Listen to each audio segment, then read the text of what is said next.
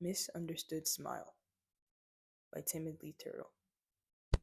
All right, on the count of three, say. Am I doing it right? Pull back lips as far as possible, fighting against the cracking, chapped pain. Full teeth in gum display. Stretched nostrils, eyes suffocated by my cheeks. In a bowl of liquid forming in my left eye. How come they don't rush over to help me? I'm clearly crying out for help. No one cares, I guess. I don't get the privilege to strike concern. They all can have their dramatic scenes, but the script won't let me frown. At least let my face rest. My mouth is quivering so much. I'm tired. I'm only getting weaker. Like a cracking dam, I've made my cries. But what could they do? I thought they cared about me. But I guess a smile is all they can handle. I must stay in line, or be punished, or else be judged and stared at in disgust. How dare I bring my darkness upon them? I'm only to uphold their unrealistic standards for them. I see. Huh. Oh well. All right, on the count of three, say cheese. Hello, guys. Thank you so much for listening to my second Timidly Toem, Misunderstood Smile. This was one of I don't know, one of my drafts that I initially thought I was gonna put off until like really later into I guess the month, because at first I was super confused on how to put this on paper. It's a very specific emotion I've had, and or a set of emotions I've had, and I didn't want to do misjustice to it, but all of a sudden I really had to dig in and say, okay, Timothy Turtle, what did you want to say, and how are you going to say it? Because you can't keep letting this poem just sit around in your drafts. You know that this means a lot to you. So to finally get a final product that I'm proud of, it really means a lot. So thank you for listening. So with this poem, you know, it was really about, really when I was younger and also now, but I feel like now I'm taking a little bit more charge as I'm realizing how damaging this type of behavior is.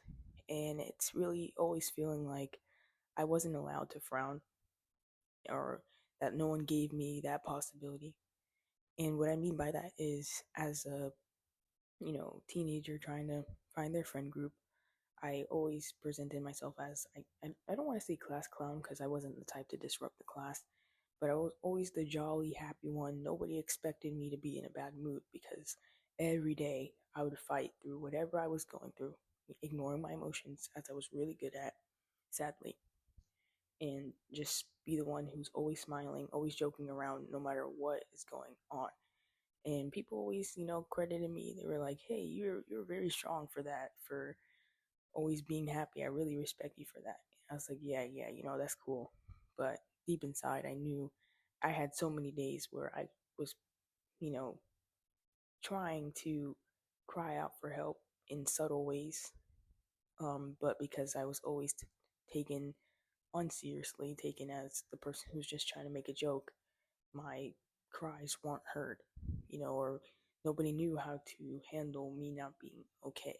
So, I felt like them seeing my smile as omnipresent, it wasn't a sign of joy. It was a sign that I knew how to ignore my emotions because we're all human. Nobody's truly happy every day. We can all put a front on, and sometimes you do need to put a front on. I'm not saying every time you feel bad, you go make everybody's day worse, which I'm going to get into a little bit later. But, be more real with yourself, especially with the people that you claim to be your friends, because they should be able to say, hey, today is this person's day that is not going that well, so let's make sure we take care of them. They're not always supposed to be the one to make us laugh. We can turn around and take care of them too. And I never got that opportunity because I always, forced the smile, always forced the upbeat attitude when I was going through the worst things. Um, so that brought some questions to me that I hope you guys in the comments can answer. And the first one is asking for help being selfish? I mean, in the tone, I said something along the lines of, "How dare I bring my darkness upon them?" That's really what this question emulated from. It was, thinking that if the person who they always can rely on to be happy and joyous and laughing, if I have my dark day, am I being selfish because I'm taking away that, you know, normalcy they've had from me? That for some people they say you're the person I come to and I know I'll always be all right, and that's very heartwarming. But there's days where I can't uphold that. Am I being selfish, or should I be okay with letting myself feel that way because I'm human? You know, and I really, really could you take some input on that because I really want to know what you guys think in that regard. Another question would be, do we do this to ourselves, or do people do it for us? In the tome, I talked about a script not letting me frown, and it was really me trying to say, did I only let these people think I'm this omnipresent smile, or did they put me in that box as soon as they had the chance so that they can have their unrealistic standards upheld, that someone is always going to be happy for them to be able to run to and feed off of that joy as well.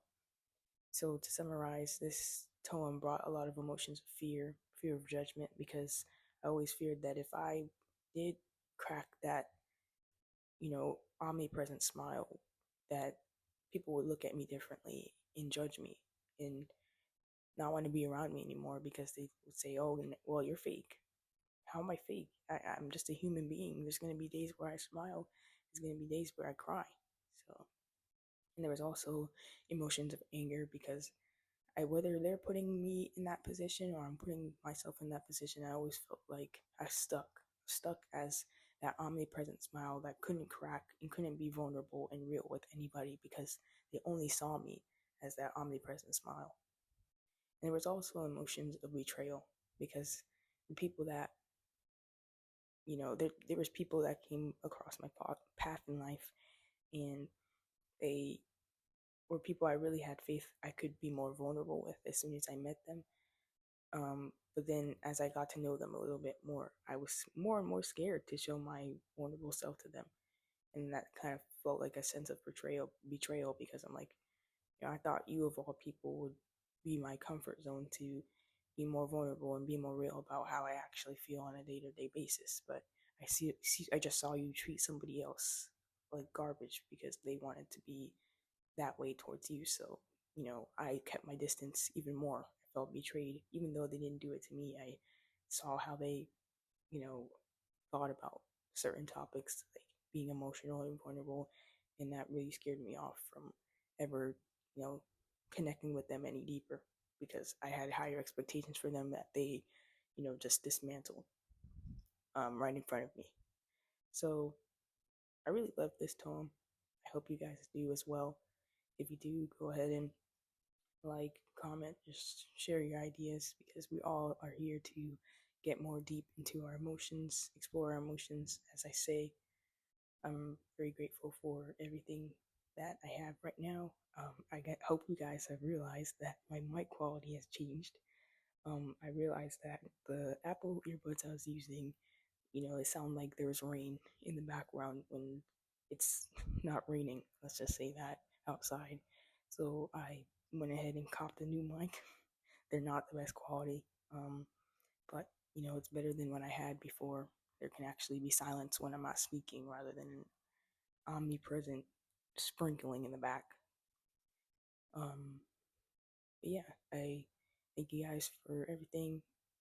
And remember that vulnerability is strength. I could be brown, I could be blue, I could be violet sky, I could be hurtful, I could be purple, I could be anything you like.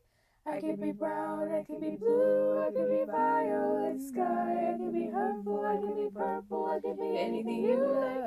I could be brown, I could be blue, I could be violet sky, I could be hurtful, I could be purple, I could be anything you like. You don't love me.